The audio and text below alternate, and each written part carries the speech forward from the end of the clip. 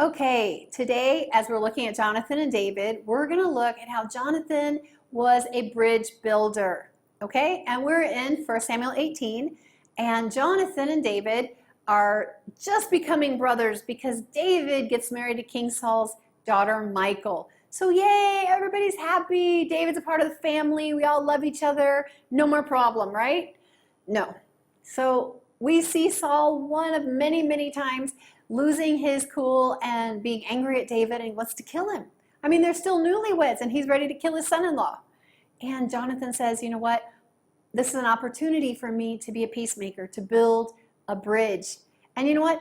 Pride will always build walls between people, but humility will choose to build a bridge. And we see that with Jonathan. He could have taken this as an opportunity to secure his position as next in line to the throne, but he didn't.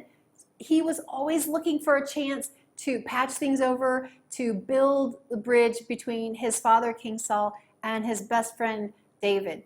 So Jonathan goes to his dad and he's like, why do you want to take David's life?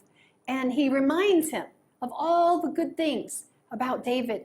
And you know, what a choice we have.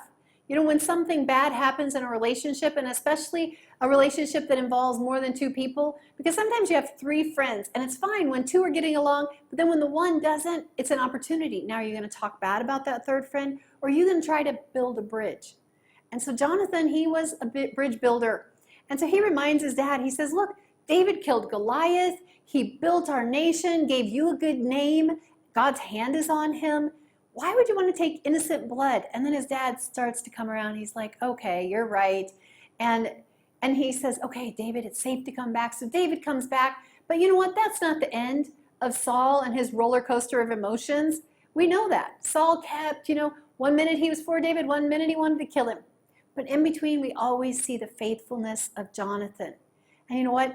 We always have a choice to be a peacemaker, to look where we can reconcile and to think of others first, and not just how can this benefit me? How can I advance? And what's the advantage in it for me?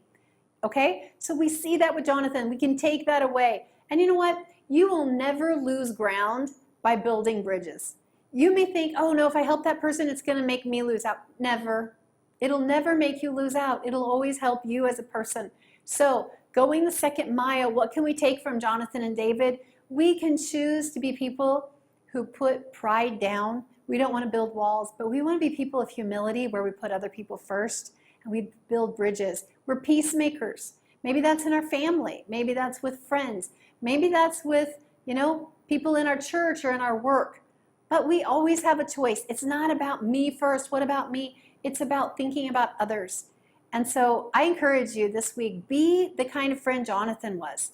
Think about others first and trust God to lift you up.